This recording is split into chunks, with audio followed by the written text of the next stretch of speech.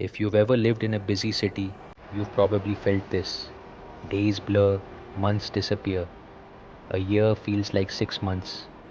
But go to a quiet village and suddenly mornings stretch, afternoons feel longer, life slows down. It almost feels like these two places are running on different clocks. Here's the strange part, they actually are. Not physically, but psychologically. And that difference reveals something profound about the nature of time itself. When you live in a metro city, there's a constant flood of sensory information. Thousands of faces, lights, car horns, flashing screens, conversations overlapping. There's constant movement, constant change. Your brain cannot store everything, so it compresses your day into fewer memorable moments. When you look back, it feels like time vanished.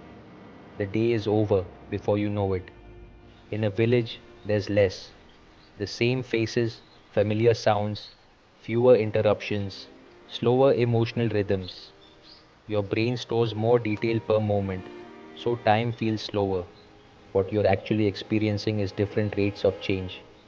In the city, more things are changing every second, more events, more transitions from one state to another. And change is the key to understanding time. Think about it. If nothing ever changed, could you even measure time? If your room looked exactly the same, if your body never aged, if nothing moved or decayed or transformed, would time have any meaning? You'd have no way to tell if a second had passed or a century. Time requires change.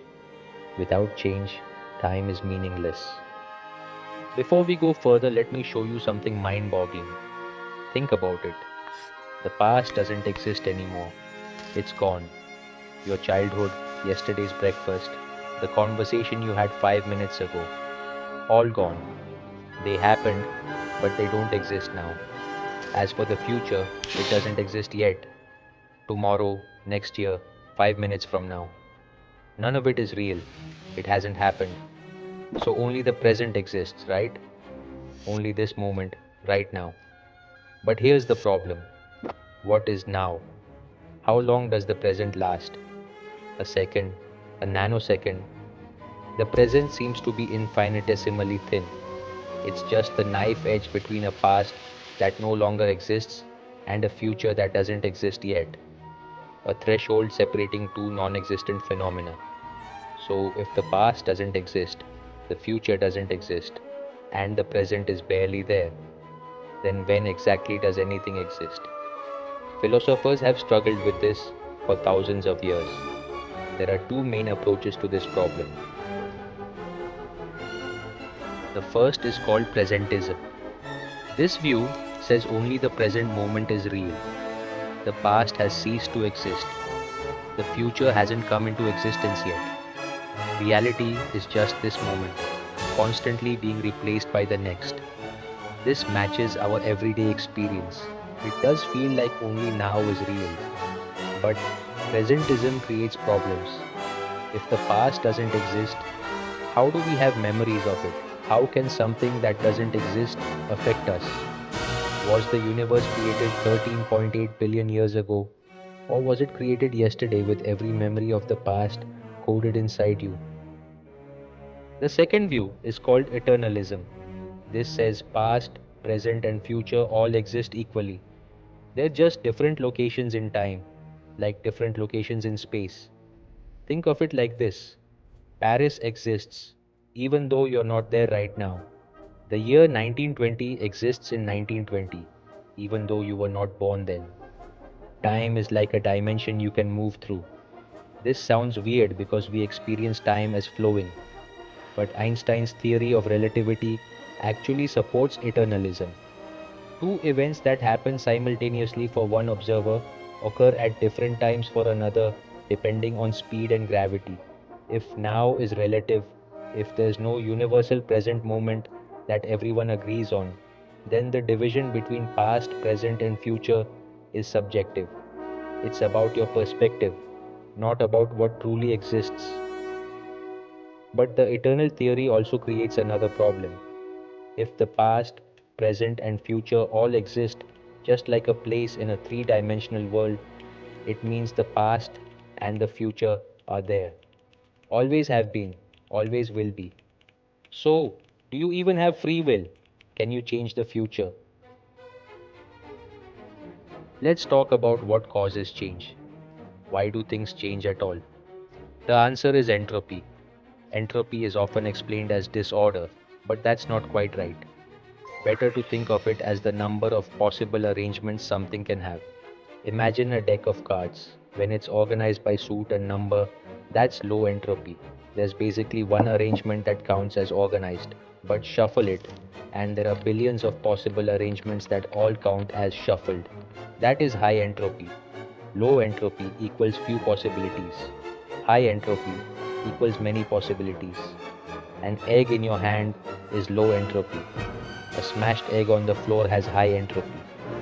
The key rule of the universe is that things naturally move from low entropy to high entropy, order to disorder, simple to complex, few possibilities to many possibilities. That's why eggs break but don't unbreak. Smoke disperses but never regathers. Bodies age but don't de-age. This tendency for entropy to increase is called the second law of thermodynamics. It might be the most important law in physics for understanding why we experience time the way we do. Now, this is the part where most people's understanding of time collapses. At the deepest level, the fundamental laws of physics do not prefer the past or future. Electrons don't care. Photons don't care. Gravity doesn't care. If you reverse time, the equations would still work. If you filmed particles bouncing off each other and played the film backward, the backward motion would still obey the same laws. Newton's equations work just as well forwards as backwards. So do the equations of quantum mechanics and relativity. Physics doesn't care which direction time goes. But we do. We experience time as having a direction. We remember the past but not the future. Eggs break but don't unbreak. So what gives time this arrow? What makes past feel different from future? It's entropy. The past is the direction of lower entropy. The future is the direction of higher entropy. When you break an egg, you're moving from a low entropy state to a high entropy state. This defines which direction is forward in time. You never see the egg unbreak because that would require entropy to decrease, which almost never happens spontaneously. All the billions of molecules would have to coordinate perfectly to reassemble. Possible in theory, but so unlikely you could wait the lifetime of the universe and never see it. So, entropy doesn't just increase, it creates the arrow of time. If entropy stopped increasing, time wouldn't stop. Time would become meaningless. There would be no before or after, no change, no cause and effect. And thus, time is not a phenomenon. It is simply a consequence of change. Still here with me? Did your brain grasp the concept of entropy? Because I'll tell you what, your brain is in fact an entropy processing machine. Every thought, every memory, every perception involves neurons firing, chemicals moving, and energy being used. All of this generates entropy. When you're in a high stimulation environment like a city, your brain processes more entropy changes per second, more distinct events, more state transitions. When you're in a low stimulation environment, fewer entropy changes occur per second, fewer events, fewer transitions. This is why time flies when you're with someone you love. Hours vanish. You look up and it's suddenly midnight. But spend the same amount of time with someone you can't stand, and every minute drags. Same thing happens at work. When you're in flow, completely absorbed in a task you care about, time disappears. But when you're bored, just killing hours until you can leave, time drags. Whether with a loved one or engaged in meaningful work, your brain is actively processing neurons, firing in rich, complex patterns. Your consciousness is fully occupied. You're too busy experiencing the moment itself. But when you're bored or uncomfortable, your brain is understimulated. You're not generating rich internal states. You're just waiting. You check the clock. Nothing happened. You check again. Still nothing. Each moment feels empty, sparse. There are fewer internal markers distinguishing one moment from the next, so time stretches out. This is why solitary confinement is torture. Time becomes unbearable because there's nothing to fill it with. The same hour that would vanish in conversation with a friend becomes an eternity when you're watching paint dry. So let's zoom out. The universe started in a state of extremely low entropy about 13.8 billion years ago at the Big Bang. Everything was compressed, uniform, simple, a near zero state of entropy. Since then, entropy has been increasing. The universe has been spreading out, cooling down, becoming more complex. Stars formed, galaxies formed, planets formed, life formed. All of this represents entropy increase, more possible arrangements, more complexity, and that entropy increase creates the arrow of time for the entire universe. The past is the direction towards the Big Bang, towards lower entropy. The future is the direction away from it, towards higher entropy. Eventually, if this continues, the universe may reach maximum entropy. This is known as the heat death theory. Everything will become uniform. No energy gradients shall remain. Stars will die out, and after trillions of years, all the black holes in the universe will decay to Hawking radiation. Nothing will happen. No change will occur. At that point, time becomes meaningless again. Because without change, without entropy increase, there's no way to distinguish one moment from another. So isn't this maximum entropy state of heat death the same as the singularity from which the Big Bang occurred? Is zero equal to infinity?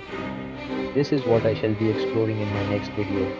So make sure you hit the subscribe button and stay updated. To sum up, cities feel fast because there's too much happening, too many possibilities, too much entropy in your environment. Villages feel slow because life is simpler, with fewer possibilities, and your brain stretches each moment. Our subjective experience of time mirrors the fundamental structure of the universe. Time is not something that exists independently. Time is something that emerges with change and entropy until you get to zero entropy. Then what? Thank you for sharing your time with me. It might not feel like a lot, but it certainly means a lot to me.